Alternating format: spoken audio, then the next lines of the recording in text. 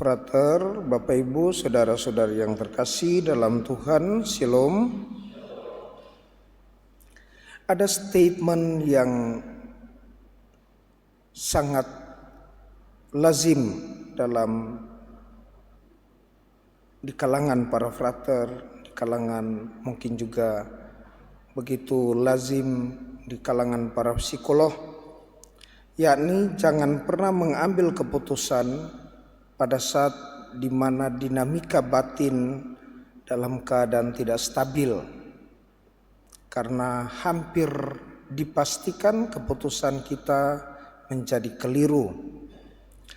Dalam Injil, sebelum mengambil keputusan besar, yakni memilih 12 rasul dari sekian banyak murid-muridnya, Yesus dikatakan berdoa.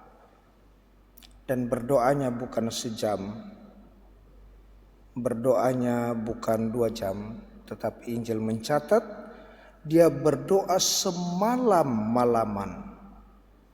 Kita mengingat paralelisme dari kata semalam-malaman pernah terungkap dari mulut Petrus.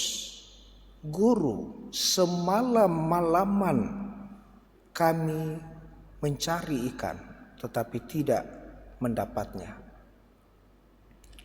Dan ketika Yesus berdoa semalam-malaman, selesai berdoa dia memilih 12 rasul. Lalu apakah pilihannya salah? Karena pada akhirnya di situ ada si pengkhianat, ataukah Yesus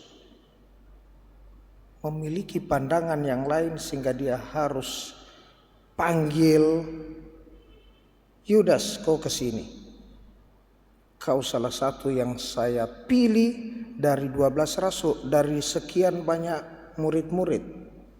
Karena toh Yesus bisa mengenal hati setiap orang. Bartolomeus, dia tahu. Orang Farisi yang ingin mencobainya, dia tahu.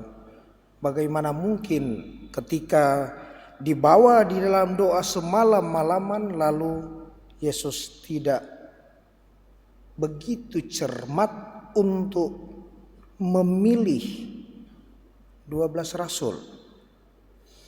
Saudara-saudari yang terkasih, saya pernah berdiskusi hal ini dengan begitu dalam dan dengan satu dosen kitab suci yang sudah meninggal, Pastor Made Miasa, Projo Manado. Banyak hal yang menarik tentu yang saya dapatkan.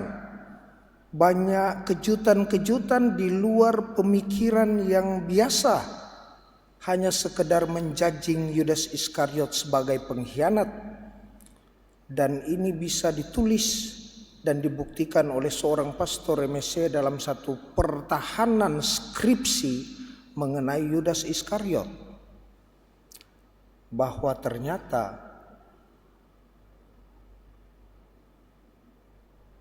lalu kemudian mengkhianati Yesus.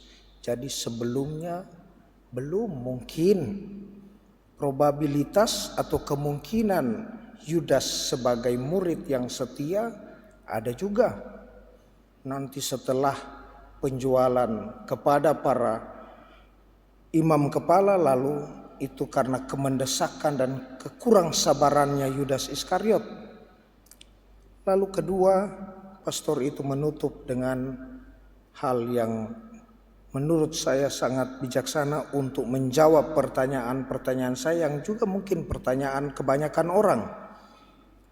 Apakah Yudas ini kalau tidak ada dia lalu seperti apa? Siapakah dia? Perannya apa sebenarnya?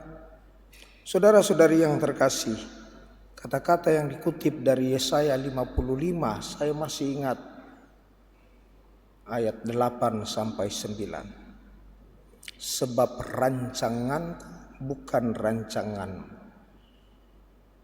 pikiranku bukan pikiranmu, dan itu juga termuat di dalam perkataan Yesus kepada Petrus. Petrus, nyala iblis. Kau memikirkan apa yang dipikirkan manusia. Ketika Petrus mau menahan Yesus untuk pergi ke Yerusalem untuk mengalami penderitaan dan dibunuh. Petrus, nyala iblis. Kau tidak berpikir apa yang dipikirkan Allah, tetapi apa yang dipikirkan manusia. Saudara-saudari yang terkasih dalam Tuhan, pada akhirnya kita tiba pada perenungan bahwa ternyata dalam mengambil keputusan kita butuh memohon pertolongan ilahi. Keputusan melayani, pada akhirnya kita meminta bantuan rahmat Tuhan.